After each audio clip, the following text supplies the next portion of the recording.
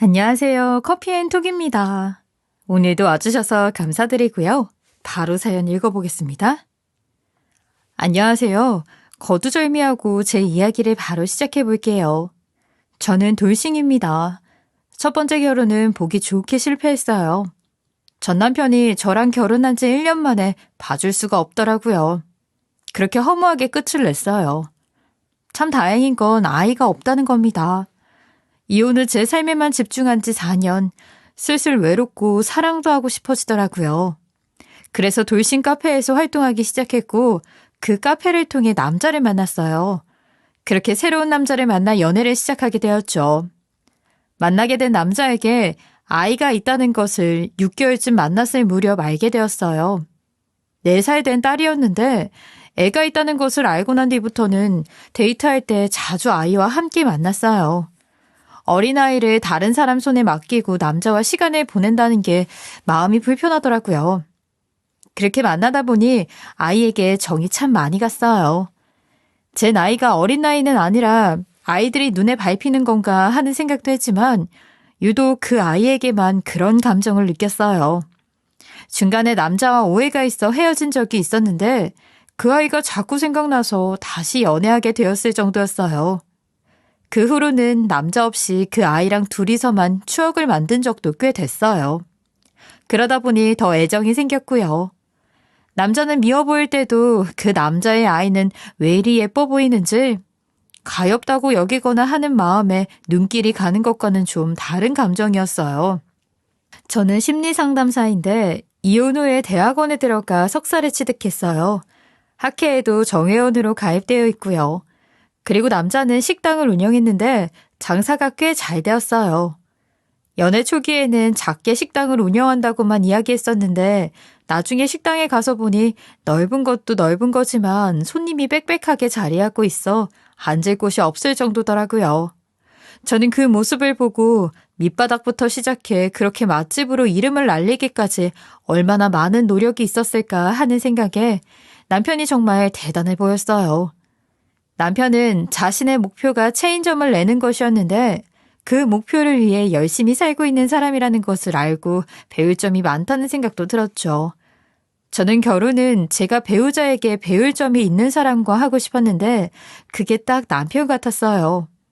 거기다 아이와의 관계 너무 좋다고 생각했고 저도 아이가 너무 사랑스러워서 자꾸 보고 싶다는 감정이 들었고요. 그래서 오랜 고민 끝에 재혼을 결심하게 되었답니다. 저희는 재혼식을 올리기 전에 먼저 혼인신고를 하였어요. 뭐가 그렇게 급해서 신중하지 못하고 덥석 혼인신고부터 했냐고 생각하실 수 있겠지만 아파트 청약을 넣기 위해서 고심 끝에 결정했어요. 새 가정을 꾸리는데 아이까지 있으니 새로 살 집에 대해 좀 더 고민하게 되어 정하게 된 거예요. 하지만 여전히 저희 부모님께서는 염려하셨어요. 아무래도 초혼이 아니니 더 걱정이 되었겠죠. 부모님께서는 살아보고 나서 혼인신고를 해도 늦지 않는데 너무 조급하다고 말씀하셨어요. 거기다 남자가 혼자도 아니고 아이까지 있는데 괜찮겠냐고 물으셨죠. 하지만 저는 그런 부모님께 이 남자의 진가를 봤기 때문에 믿을 수 있을 거라고 당당하게 말씀드렸어요. 제가 봤던 남편의 진가는 솔직하고 자신의 일을 끈기 있게 하는 모습이었고 저라는 사람을 존중하고 이해하고 배려하는 모습이었어요. 아이를 대하는 모습도 참 다정했고요. 그런데 재혼식 하루 전날 갑작스럽게 남편의 친할머니가 돌아가시게 되었고 그로 인해 재혼식을 올리지 못하게 되었습니다. 재혼식 하루 전날인데 그렇게까지 해야 했을까라는 생각은 전혀 들지 않았어요. 왜냐하면 남편에게 친할머니는 너무도 애틋한 사람이었기에 미룰 수밖에 없었거든요. 남편은 어렸을 때 친아빠를 본 적이 한 번도 없다고 했어요. 자신의 엄마와 둘이 지내다 나중에는 친엄마까지 자신을 할머니에게 맡겨두고 도망가 버렸다고 하더라고요. 그래서 친부모님을 대신해서 남편을 사랑으로 키워주신 분이 바로 남편의 친할머니였다고 해요. 남편은 할머니가 돌아가셨을 때 마치 친엄마가 돌아가신 것처럼 너무도 가슴 아파했고 장례식에 며칠 동안 하염없이 눈물을 쏟았어요. 그런 남편의 모습을 보았기 때문에 남편이 애도 기간을 1년으로 잡고 1년 후에 재혼식을 꼭 올렸으면 좋겠다고 제게 이야기했을 때 얼마나 힘들어하고 있는지 알 수 있었어요. 저는 남편의 마음을 존중하기에 흔쾌히 그러기로 했어요. 이미 혼인신고도 한 이후고 앞으로 쭉 함께 할 건데 재혼식이 조금 미뤄진다고 달라지는 게 있는 건 아니었으니까요. 제 부모님께서도 재혼식을 미루는 것보다 남편이 얼마나 힘들겠냐며 충분히 이해한다고 해주셨어요. 남편은 자신을 이해해주는 제 친정 부모님께 너무 감사하다며 이제 자신이 모실 부모님은 장인어른과 장모님뿐이라고 앞으로 살면서 정말 잘 모시겠다는 말까지 해주더라고요. 하지만 남편은 친할머니가 돌아가신 뒤 자신의 슬픈 감정을 숨기는 것을 어려워했고 그 때문에 한동안 집안 분위기가 크게 눈에 보이진 않지만 살짝 무거운 느낌이 있었어요. 그렇게 지낸 지 2달쯤 지났을 무렵 운이 좋게 청약으로 아파트에 당첨이 되어 그 후부터는 조금씩 풀어졌어요. 저는 이사 전 일단은 남편이 살던 집으로 들어가 살았어요.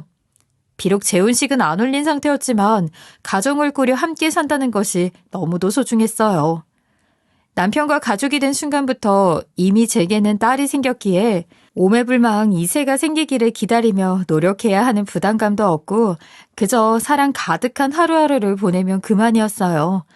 힘든 것이 전혀 없었다고 하면 거짓말이겠지만 그런 것들이 크게 와닿지 않을 만큼 행복하더라고요. 아침에 일찍 일어나 남편과 아이의 식사를 챙기고 아이를 어린이집에 데려다주고 출근하는 그 시간도 너무 뜻깊고 퇴근하고 아이와 손잡고 집으로 돌아와 아이를 챙긴 후 가족을 위해 요리하는 그 시간까지도 너무 마음 따뜻했어요. 남편도 저와 딸을 위해 정말 노력을 해주었고 딸은 저를 엄마라고 부르며 너무도 잘 따라와줬고 제가 있어서 너무 좋다는 말을 항상 해주었어요. 그런데 어느 날부터 퇴근하고 집에 돌아와서 보면 너무 깨끗하게 정리가 되어 있곤 했어요. 아무래도 저희 부부는 맞벌이 부부이기 때문에 매일 집안을 깨끗이 정리하고 치우는 게 꽤 힘들었어요. 평일에는 가볍게 치우는 정도가 다였고 주말이나 공휴일에 몰아서 청소를 하곤 했어요.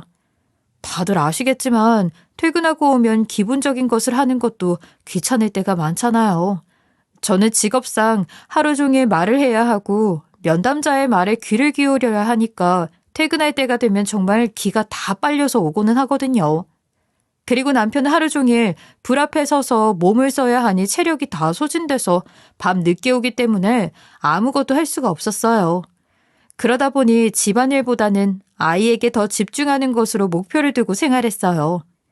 저를 엄마처럼 대해준다고 하더라도 친엄마가 아니기에 제가 노력하지 않으면 아이와 거리가 생길 것만 같았거든요. 남편도 이런 제 마음도 잘 알고 자신이 평소에 도와주는 것에 한계가 있다는 것을 알기 때문에 불만을 가지지 않았어요. 되려 제게 너무 무리하지 말라고 말리곤 했죠. 그렇기 때문에 집이 어느 날부터인가 깨끗해졌을 때 남편이 저를 위해 시간을 내서 집을 치워주는 건 줄 알았어요. 하지만 집 상태로 봐서는 남자가 가볍게 치웠다고 하기에는 누가 봐도 여자의 손이 간 것 같다는 생각이 강하게 들었어요. 물론 청소를 여자들처럼 세심하고 꼼꼼하게 하는 남자분들도 있겠지만 제 남편은 그렇게까지 세세하지는 못했어요. 뭐를 하든 좀 투박한 편에 속했거든요. 그래서 저는 남편에게 어떻게 된 건지 물어보게 되었어요. 자기야, 집이 예전보다 훨씬 깨끗해졌다는 걸 느꼈는데 당신이 청소한 것 같은 느낌은 아니라고 느꼈어. 어떻게 된 거야? 아, 집 깨끗해졌지? 가사도우미를 고용했어. 어? 갑자기 가사도우미라니? 나랑은 따로 상의하지 않았잖아. 상의했으면 당신은 분명 나한테 자기가 더 노력하겠다고 말했을 거라는 걸 아는데 어떻게 상의를 할 수 있었겠어. 당신 직장 생활하는데 조금이라도 더 편하게 해주고 싶었어. 그럼 가사도우미 고용한 뒤에라도 귀뜸 좀 해주지 그랬어. 가사도우미 고용했다고 하면 당신 성격에 분명 미안해할 거잖아. 당신을 너무 잘 알아서 쉽게 말하지 못했어. 미안해. 미안하긴 내 생각해줘서 그렇게까지 해준 건데 난 너무 고맙지. 자기야 고마워. 휴, 다행이다. 이제부터는 요리나 집안일은 신경 쓰지 말고 마음 편히 가져. 우리 알이 살뜰히 챙겨주는 것만도 난 너무 고맙고 감사해. 저를 위해 이렇게까지 생각해주는 남편에게 너무 감동을 했어요. 워킹맘이라고 표현하기는 조금 그럴 수 있겠지만 그래도 남편의 아이기는 하지만 저 역시 제 딸로 여기며 부족함 없이 채워줄 수 있는 엄마가 되고 싶은 마음만큼은 갖기에 그저 마음 가는 대로 했을 뿐인데 그런 제게 감사라는 표현까지 써주는 남편이 새삼 더 따뜻한 사람이라고 느껴지더라고요. 퇴근 후 아이와 집에 돌아왔을 때 집이 깨끗하니까 훨씬 생기도 돋는 것 같고 기운도 차려져서 좋았어요. 아이도 집이 너무 깨끗해서 꼭 새 집에 이사 온 것 같다는 말을 하곤 했다니까요. 아이가 봐도 그 전 집은 상당히 누추하고 지저분했던 거겠죠. 남편도 늦은 밤 퇴근하고 집에 왔을 때 깨끗하니까 확실히 기운이 덜 빠진다며 좋아했어요. 저는 남편과 아이의 그런 모습에 더욱 남편에게 고마운 마음이 들었어요. 그렇게 시간이 흘러 한 해가 지나고 재혼식을 올릴 날이 하루 전후로 다가왔어요. 결혼식을 올리는 것이 처음도 아닌데 어찌나 긴장되던지 잠이 오지 않더군요. 그렇게 재혼 전날 밤을 보내던 중 상상도 못한 일이 벌어지고 말았습니다. 그 일의 주체는 5살이 된 제 딸이 제게 해준 귓속말이었어요. 엄마, 엄마한테만 보여줄게. 아빠한테는 비밀이야. 우리 공주가 아빠 몰래 엄마에게만 보여주고 싶은 게 뭘까? 궁금하다. 사실 내 침대 밑에 어떤 여자가 있어. 신기하지? 뭐? 그게 무슨 말이야? 침대 밑에 여자가 있다고? 저는 딸의 말에 온몸에 소름이 다 끼쳤어요. 말도 안 되잖아요. 침대 밑에 사람이 있다니요. 집에서 함께 지내는 사람이라고는 저 남편 아이 이렇게 셋이 전부인데 저도 모르는 사람이 있다니 상상만도 너무 끔찍했어요. 저는 아이를 믿을 수 없었어요. 왜냐면 분명히 현관엔 여자 신발로 보이는 신발조차 없었던걸요. 그래서 저는 딸아이가 헛것을 봤나 싶었어요. 하지만 쎄한 기분이 들더라고요. 그래서 아이와 함께 걸터앉은 침대에서 몸을 일으켰어요. 그리고 바닥에 쪼그려 앉았죠. 그리고 몸을 숙여 조심스럽게 침대 밑을 봤는데 이불이 구겨져 있더라고요. 저는 그 이불 때문에 안이 다 보이지 않아 그 이불을 잡아당겼고 이불을 젖힌 순간 어떤 사람과 눈을 딱 마주쳤어요. 너무 놀라 비명을 지르고 말았죠.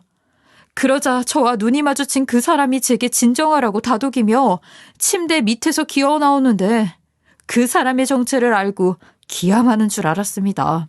그 침대 밑에 몸을 숨기고 있던 사람은 다름 아닌 저희 친정엄마였어요. 하지만 정체를 알고도 쉬이 진정되지 않았어요. 저는 엄마에게 대체 왜 우리 집에 있는 거냐며 침대 밑에서 뭐 하고 있었냐고 물었고 엄마는 제 질문에 갑자기 펑펑 눈물을 쏟으며 자신이 왜 이렇게 발각된 건지 그동안 겪었던 일을 털어놓기 시작했어요. 엄마, 도대체 무슨 일로 우리 집에 온 거야? 아니, 연락도 없이 와놓고 왜 딸 침대 밑에서 몸을 숨기고 있어? 시골에 있어야 할 사람이 연락도 없이 무슨 일인데? 딸, 내가 왜 이렇게 발견된 건지 이야기할게. 실은 네 남편은 내가 여기 들락날락 하는 걸 모두 알고 있어. 네 남편 때문에 하게 된 거거든.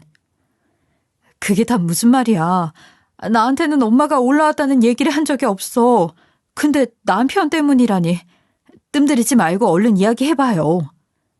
엄마의 말은 이랬어요. 엄마는 남편에게 약점이 잡혔고 남편이 그 약점을 들먹이며 엄마를 부려먹기 시작했던 거였죠. 남편이 하도 저한테 얘기한다고 협박해 엄마는 어쩔 수 없이 수모를 당했던 거예요. 어떤 약점이었냐면요. 엄마가 모임이 있어 올라왔던 날 하필 모임 장소가 남편이 운영하는 식당이었어요. 엄마는 친구들에게 자신의 사위라고 친구들에게 소개했고 남편의 칭찬이 자자했다고 해요. 그런데 모임 분위기가 무르익으니 남편의 식당이라는 것을 신경 쓰지 못한 엄마의 친구 한 분이 엄마가 사기를 당했던 이야기를 꺼내면서 일이 커지게 된 것이었죠. 엄마와 아주 오랫동안 알고 지낸 지인분께서 자신의 아들이 스타트업을 시작했는데 투자를 해주기를 부탁한 것이었어요. 엄마의 말대로라면 요즘 트렌드와 부합한 업종이었다고 하더라고요. 그래서 오랜 세월 함께한 정도 있고 엄마도 그간 열심히 모아둔 종잣돈을 어떻게 투자할까 고민 중이던 터라 지인분을 믿고 투자를 하게 된 거였죠. 그런데 나중에 알고 보니 다 꾸며낸 거칠애였던 거예요. 그분의 아들이 스타트업은커녕 사업에 발을 전혀 담그지 않은 그저 평범한 회사원이었던 것이었어요.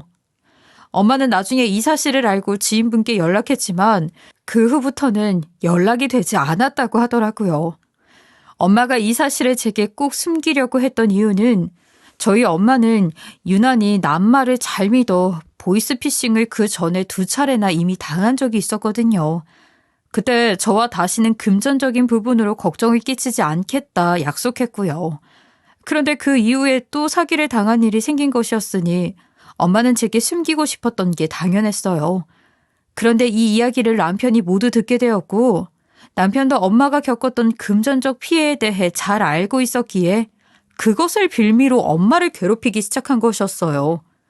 엄마는 이 사건을 남편에게 들킨 후 시골에서 올라와 10평짜리 고시원에서 살며 남편이 하라는 것을 곧대로 따랐던 거였어요. 저는 이 말을 듣고 정말 기겁하는 줄 알았죠. 거기다 남편이 저와 남편의 재혼에 관한 이야기까지 했었더라고요. 그 말을 듣는데 진짜 화가 너무 나서 도저히 참을 수 없었습니다.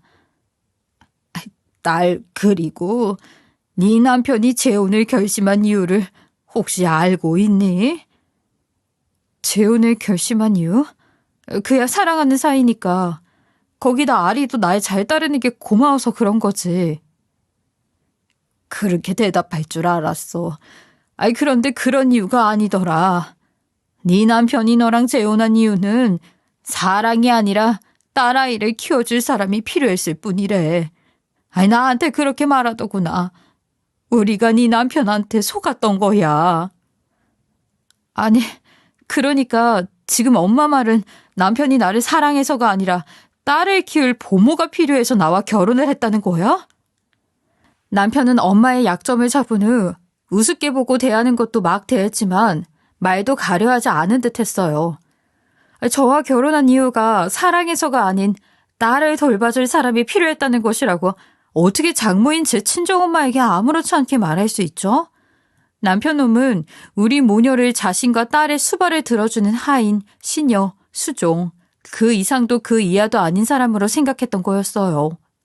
저는 이런 남편의 생각과 행동 모두 참을 수 없었고 그 일을 철저히 박살내버렸습니다. 참으면 남편의 뜻에 따르는 것밖에 되지 않는 건데 저와 제 엄마를 기만한 남편의 태도를 그냥 넘길 수 없었거든요.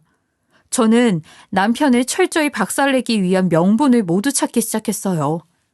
어떻게 해야 가장 통쾌할까 고민하던 중 남편의 식당에서 오랫동안 일을 했던 고등학생인 여자아이가 떠올랐죠. 그 고등학생은 중학생 때부터 남편이 운영하는 식당에서 일했는데 갑자기 그만두었거든요. 그래서 저는 뭔가 평범한 이유는 아닐 거라는 직감이 들었어요. 그래서 그 고등학생에게 어렵게 연락을 해보게 되었어요. 그런데 정말 뜻밖이었습니다. 그 아이가 제 전화를 받자마자 대성통곡을 하는 거예요. 아무래도 제 직업이 심리상담사이다 보니 직업상 특성이 이 상황에서도 발휘가 되었던 것 같아요. 제가 남의 마음을 잘 헤아려 다들 제 이야기를 들으면 그동안 있었던 말하기 어려운 일들도 다 털어놓곤 했거든요. 그런데 그게 이 고등학생에게도 통했던 거죠. 한참을 엉엉 울던 애가 진정이 되고 나서 그간 있었던 자신의 이야기를 해주더라고요. 그 여학생도 남편에게 약점을 잡혀 노동을 갈취당했다는 것이었어요. 그 아이에게 있던 약점은 남편의 가게에서 돈을 훔쳤던 거였고요. 남편은 그 아이가 식당에 돈을 빼돌린 것을 자신만 혼자 몰래 알고 있다가 절도가 몇 건 더 쌓인 뒤 그 사실을 터뜨려 아이에게 콩밥을 먹이겠다는 등 네 부모에게 알리겠다는 등 그런 식으로 지저분한 협박을 해왔던 것이었어요. 그러면서 콩밥 먹고 싶지 않다면 본인이 시키는 대로 군소리 말고 하라고 갑질을 했던 거였죠. 그래서 이 아이는 자신이 일한 것에 대한 노동값도 받지 못한 채 남편이 부려먹는 것을 다 따랐다고 해요. 비겁하고 치사한 남편놈은 늘 이런 식으로 사람의 약점을 잡아 그 상대에게 갑질을 일삼았던 거죠. 그 어린 아르바이트생은 하는 수 없이 부당한 처우를 받고도 아무 말도 못하고 다 감내했던 거고요. 그 학생은 하루하루 얼마나 마음 졸이며 지냈겠어요. 그럼에도 자신이 저지른 일에 대한 두려움에 신고조차 할 수 없었던 거예요. 저는 정말 가만히 있을 수는 없겠다는 생각이 강하게 들어 그 사실을 바탕으로 노동청에 고발을 해버렸어요. 그 외에도 남편 놈이 그 여학생에게 문자를 보내 치근덕대었다는 사실까지 알게 되어 추가로 고소를 하게 되었어요. 아이가 저장해 놓은 문자와 남편 식당에 있던 CCTV를 통해 모든 사실을 규명할 수 있었어요. 저는 그런 더럽고 상스러운 남편과 더는 미래에 대한 꿈을 꿀 수 없다고 판단해 이혼 소송을 걸게 되었죠. 이혼 소송 과정에서 이 모든 사실을 친정아버지가 알게 되었어요. 분노에 가득 찬 제 아버지는 최근 연락이 되어 계속 만나왔던 시아버지를 찾아갔고 그곳에서 남편의 실체를 모두 폭로했어요. 처음에는 자신의 아들이 그럴 리가 없다고 부정하던 시아버지는 모든 증거를 보고 큰 충격을 받게 되었고 저희 아버지에게 자신이 자식을 잘못 키운 잘못이라며 죄송하다고 싹싹 빌었다고 하더라고요. 그 후 시아버지께서 제게 전화가 왔어요. 아가, 이혼 소송을 진행 중이라고 들었다. 미안하구나. 내가 아들을 버려두고 아내 어머니가 너무 오냐오냐 키웠더니 저놈이 삐뚤어진 것 같아. 이게 다 자식 농사 망친 내 잘못이지. 정말 미안하구나. 저를 예뻐해 주신 아버님 마음은 너무도 감사하지만 저는 남편과 더 부부관계를 이어갈 수 없다고 생각했어요. 저희 친정엄마가 당한 수모를 생각하면 아직도 피가 거꾸로 솟구친다고 느낄 만큼 화가 나 미치겠어요. 미안하다. 미안해.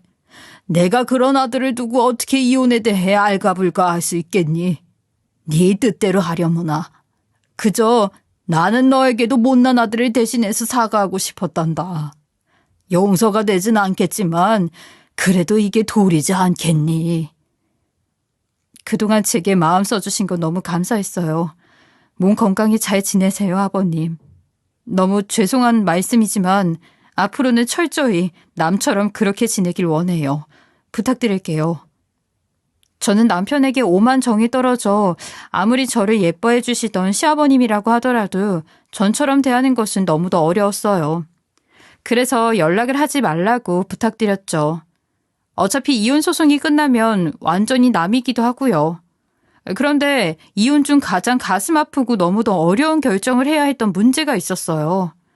다 끝난 마당에 뭐가 또 문제냐고 생각하실 수 있겠지만 남편의 딸이 마음에 걸렸습니다. 왜냐하면 아이가 금방이라도 뺨을 타고 흐를 것처럼 눈가에 눈물이 가득 고였는데도 그 어린 게 눈물을 꾹 참으며 떨리는 목소리로 제게 저를 따라가면 안 되겠느냐고 묻더라고요. 고작 5살의 나이에 이 아이는 이별이라는 것을 너무도 뼈저리게 느끼고 있을 거라 생각하니 가슴이 미어졌어요. 자식을 낳아보지는 않았지만 제가 배 아파 낳은 아이라는 표현 대신 제 가슴으로 낳은 아이라고 여기며 사랑을 쏟은 이 아이를 어떻게 해야 좋을까 고민하고 또 고민했어요. 그런데 아이가 저를 따라가고 싶다고 남편에게도 이야기했는지 남편은 그것을 기회 삼아 애를 저에게 키우라고 하며 아이를 가지고 또 협박을 하더라고요. 아리가 당신이랑 가고 싶다고 한 얘기 들었지? 그래, 아리가 나한테 직접 이야기하더라. 당신이 데려가. 내 딸이지만 네 자식이나 다름없다며. 자식이 엄마 따라간다는데 설마 내치려는 건 아니지? 뭐? 지금 이게 그렇게 간단하게 생각할 상황이 아니잖아. 당신이랑 부부의 연을 끊는 거야. 남남이라고. 그런데 피 한 방울 섞이지 않은 아이를 내가 데리고 간다는 게 쉬운 줄 알아? 어려울 건 뭔데? 너 알아서 해. 네가 데리고 안 가면 확 보육원에 보내버릴 거니까 선택은 네가 해. 네가 엄마로서 역할을 끝까지 해줄지 아니면 보육원에 가서 부모 잃은 애로 자라게 하던지 그래봤자 부모가 자기를 버렸다는 상처밖에 더 받겠어? 넌 진짜 분리수거도 안 되는 쓰레기구나. 네 딸이야. 네 친자식이라고 이 무책임한 놈아. 자기의 친자식임에도 제가 데려가지 않는다면 보육원에 맡기겠다며 정말 끝까지 치사하고 더럽게 굴더라고요. 이런 사람에게 딸을 맡겨도 될까 하는 생각에 저는 더더욱 걱정이 많아졌어요. 그런데 이혼 소송 중 또 다른 사실을 알게 되었죠. 그건 제 뱃속에 남편 놈의 아기가 생겼다는 것이었어요. 참, 세상 사는 게 이렇게까지 호락호락하지 않을 줄이야. 임신 사실을 알았을 때 정말 당혹스러웠어요. 하지만 그렇기 때문에 더욱더 빠른 결심이 섰지만요. 아무리 생각해도 제 결심은 변하지 않았고, 그렇게 저는 남편의 친딸을 제가 입양했고 뱃속의 아이 또한 혼자 보란 듯이 잘 키워보겠다 다짐했어요. 다른 분들 눈엔 제가 미련해 보인다고 해도 어쩔 수 없는 선택이었어요. 포기할 수도 없고 남편과 함께하는 것도 절대 할 수 없으니까요. 그렇게 저는 이혼 소송을 좋은 결과를 안고 끝낼 수 있었어요. 남편은 위자료는 물론 두 아이의 양육비까지 제게 주어야 했어요. 남편은 자신이 왜 양육비를 주어야 하냐고 반박하더라고요. 그런데 제가 아닌 법정에서 차근히 설명해 주더군요. 자신의 친딸을 보육원에 보내려는 못된 사람에게 아이를 키우게 할 수는 없으니 아이가 잘 따르는 제 선택을 응원한다고요. 그러니 티끌의 양심이 있다면 양육비로라도 아버지의 노릇을 조금이나마 하기를 바란다고 말이에요. 그 말을 듣는데 많은 위로가 되고 또 기운이 생기더라고요. 비록 쓰레기 같은 전 남편이 남긴 두 아이지만 아이들이 무슨 죄가 있겠어요. 세상 밖으로 나와보니 부모가 무책임한 사람이었던 것을. 저는 이 생각에 저라도 아이들에게 엄마로서의 책임을 다하자고 마음먹었어요. 그리고 저는 제가 잘 해낼 거라는 확신도 있었어요. 이 아이들을 정말 이쁘고 바른 성품을 가진 아이들로 키워내겠다. 제 자신과 약속했거든요. 제 결정을 알게 된 주변 사람들이 제게 아이들의 전 남편의 흔적을 영원히 지니고 사는 건데 괴롭지 않겠냐고 묻더라고요. 처음 그런 질문을 받았을 땐 참 생각이 많았어요. 하지만 제 생각은 언제나 같았기에 이렇게 대답하곤 했어요. 이 아이들이 없다면 저는 아마 더 힘들 거라고. 이 아이들이 있어 제가 사는 것 같다고 말이에요. 아이들이 아니었다면 전 남편에게서 더 못 벗어났을 거라는 생각이 들었거든요. 좀 역설적이긴 하지만 저는 그렇게 생각이 들더라고요. 만약 제가 이 아이들을 감당할 수 없었다면 당연히 전 남편의 아이도 데리고 오려고 하지 않았겠죠. 뱃속의 아이도 아마 세상 빛을 보지 못했을 거고요. 하지만 저는 끝까지 저를 믿었고 그렇기에 제 선택도 믿었던 거예요. 후회는 없냐고요? 제 인생이 아이들로 인해 엉망이 되었다고 생각한다면 후회를 했을지 모르지만 제 인생에 아이들은 인생의 이막을 펼쳐준 기회이자 치졸한 사람에게서 벗어나 평생 저만의 편을 만들게 된 거잖아요. 아이들은 제게 값지고 소중한 너무도 사랑하는 존재인데 어떻게 후회라는 것을 할 수 있겠어요. 물론 앞으로의 제 삶이 조금 더 파란만장해지는 것은 너무도 당연해요. 그리고 그만큼 멋있어질 거고요. 저는 아이들이 바르게 커가는 모습을 보며 쾌감을 느끼곤 해요. 전 남편, 너는 그렇게 더러운 쓰레기일지 몰라도 우리 아이들만큼은 네가 아닌 날 쏙 빼닮아 너무도 잘 커간다라고 떳떳하게 말할 수 있다는 자체가 행복이 아닐까 생각해요. 제 부모님은 뭐라고 말씀하셨냐고요? 당연히 저도 저의 부모님께는 소중한 자식이기에 제가 힘들지 않길 바라셔서 많이 걱정하셨죠. 하지만 언제나처럼 저를 믿어주셨어요. 그리고 그 지저분한 사람은 어떻게 됐냐고요? 참 인생이라는 게 매번 반전이 있어 참 재밌죠. 전 남편은 이혼에 남은 자식도 없고 자기 인생에 날개라도 단 듯 헐헐 나는 일만 남았다고 신나하더니 알바생의 노동 착취로 벌금형 및 그간 밀린 노동값까지 모두 돌려줘야 했어요. 그리고 그 어린 알바생에게 치근덕댔던 것까지 형사소송을 통해 벌을 받게 되었죠. 거기다 제게 준 위자료에 두 아이의 양육비까지 주어야 하는 상황까지 돈 나갈 일은 많아졌는데 전 남편의 식당에 대한 소문이 안 좋게 퍼져 함께 일을 하려는 직원도 잘 구해지지 않아 일손이 부족한 상황에서 구설수에 오르는 상황까지 겪게 되면서 그렇게 잘 나가던 식당이 한순간에 쫄딱 망해버리고 말았다고 해요. 나중에 다 망해 기댈 곳이 없어지고 나서야 제게 찾아와 자신이 잘못했다며 아이들의 아빠인데 자신을 이렇게 두면 안 되는 것 아니냐고. 자신이 아이들 볼 낯이 없다며 다시는 그런 짓 하지 않을 테니 해프닝이다 생각하고 자신에게 기회를 달라며 애원하더라고요. 인생은 뿌린 대로 거둔다고 하죠.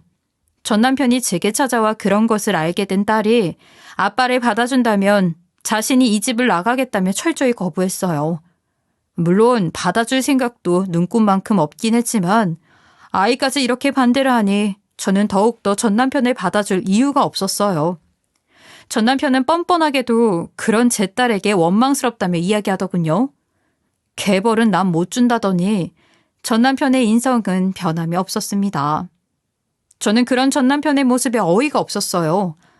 제게 딸을 떠밀 때는 언제고 이제와 자신을 거부하는 딸을 원망하다니요. 저는 전 남편에게 여전히 넌 분리수거도 안 되는 쓰레기라고 다시는 찾아오지 말라고 딱 잘라 말했어요. 그런데 전 남편은 생각보다 끈질기더군요. 저희 친정 부모님께까지 찾아갔으니 말이에요. 저희 부모님께 자신의 오만했던 행동 그리고 친정엄마를 기만했던 건 모두 사죄드린다며 앞으로 정말 친부모님처럼 모시고 싶다며 자신을 한 번만 더 받아주면 안 되겠냐고 했던 거죠. 저희 부모님은 그런 남편의 행동에 더욱 화가 났어요. 왜냐고요? 제가 이혼을 결심했을 당시에도 자신이 뭘 그리 잘못했냐며 그러게 누가 자신에게 약점이 잡히랬냐고 콧방귀를 꼈었거든요. 제 친정 부모님은 다시 찾아온 전 남편에게 재수 옴붙으니 썩 나가라며 내쫓고 소금을 한 바가지를 남편에게 흩뿌려 버렸어요. 전 남편은 자신이 받은 대우에 화를 참지 못하고 고래고래 소리를 질렀고 결국 고성방가로 신고가 들어가 경찰 손에 끌려갔다고 하더라고요. 그 후에도 자존심도 없는지 전 남편은 몇 번 더 저와 아이들을 찾아왔어요. 아이를 설득하겠다며 시간을 벌기도 했죠. 하지만 아이들은 완강했고 심지어 둘째는 자신의 아빠임에도 곁조차 주지 않더라고요. 저는 아이들을 더는 불안하게 만들 수 없어 전 시부에게 연락하게 되었고 남편은 시부의 손에 이끌려 돌아간 후 더는 저희 앞에 나타나지 않았어요. 보통은 자신이 잘못했다는 것을 깨닫고 그로 인해 안 좋은 결과가 생겼다면 볼 낯이 없어서라도 찾아오지 못할 텐데 아나무인인 사람은 그렇지 않은가 봅니다.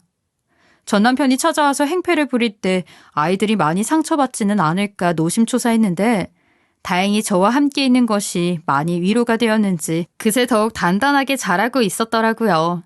그러면서 딸이 제게 자기가 대신 아빠를 조금 더 미워해 줄 테니 저는 미움은 조금만 하라고 하는데 그 무엇보다 가슴 따뜻했어요. 내 자식이라는 건 이렇게 가슴이 벅차고 따뜻한 거더라고요. 저도 제 부모님의 자식이라 아이들의 엄마가 되어도 여전히 염려하시고 또 어린 자식인 것처럼 챙겨주시려고 하세요. 부모의 사랑은 정말 무한대라는 표현이 꼭 맞네요. 사랑을 표현하는 방법은 다 다르지만 그것을 오해하거나 의심할 여지는 없다고 생각해요. 저의 부모님도 제가 혼자 아이들을 케어하며 치열하게 사는 모습을 보고 어떻게든 도움을 주기 위해 노력해 주시는 걸 보면 말이에요. 이 모든 일이 말끔히 정리된 이후 저희 부모님께서 제가 사는 동네 근처로 이사를 오셨어요. 손주들이 눈에 밟혀서 멀리 떨어져 지낼 수가 없으시다나요? 처음 제가 이혼할 때 아이들을 다 품는다고 했을 때까지만 해도 너무 미웠다고 하더라고요. 저를 힘들게 만든 못된 전 남편의 핏줄이라는 생각이 들었대요. 그런데 지금은 하루만 못 봐도 애가 타시는지 바로 옆집도 아닌데 매일같이 아이들을 만나러 오신다니까요. 그뿐이겠어요. 주말마다 저에게 기분 전환하고 오라면서 아이들을 종일 봐주기도 하세요. 우스갯소리로 황혼 육아를 해도 이 아이들 웃는 것만 보면 살겠다고 하실 정도니 애정이 아주 남다르세요. 저는 그런 부모님의 은혜에 그저 감사할 따름이네요. 나이를 먹어도 결혼을 해서 애를 낳아 길러보기 전에는 부모의 마음을 전부 알 수는 없다고 하는데 정말 그 말이 맞았어요. 재혼하고 또 이혼하는 과정에서 겪었던 우여곡절도 저를 한층 성숙하게 해주었지만 제 혼자 힘으로 아이들까지 사랑으로 키우다 보니 제 부모님께서 저를 낳아 길러주실 때 어떤 심정이셨고 저를 얼마나 사랑해 주셨는지 비로소 느끼게 되었으니까요. 가족의 소중함을 저도 다시 느끼고 저의 아이들까지도 느끼게 해주신 부모님께 언제나 감사하는 마음으로 더욱 효도하면서 지내야겠어요. 제 사연을 들으신 후 부모님이 떠오른다면 안부 연락을 드려보는 건 어떨까요? 부모의 마음을 10분의 1만 헤아려도 효자다라는 속담이 있죠. 부모님께서는 자식이 바쁠까봐 전화하는 것도 눈치를 보시고 자식의 일상을 자신이 방해하는 건 아닐까 하는 마음에 보고 싶어도 보고 싶다 말씀을 아끼시는 분들이시니까요. 저도 이제야 효도를 하기 위해 참 많이 노력해요. 그래도 그 덕에 제 아이들과 부모님과 함께 행복한 날들을 보내고 있답니다. 애청자분들께서도 가슴 따뜻한 날 가득하시길 기원합니다. 긴 사연 들어주셔서 너무 감사합니다. 지금까지 커피앤톡이었습니다. 오늘도 끝까지 함께 해주셔서 감사하고요. 다음 영상으로 또 찾아뵙겠습니다.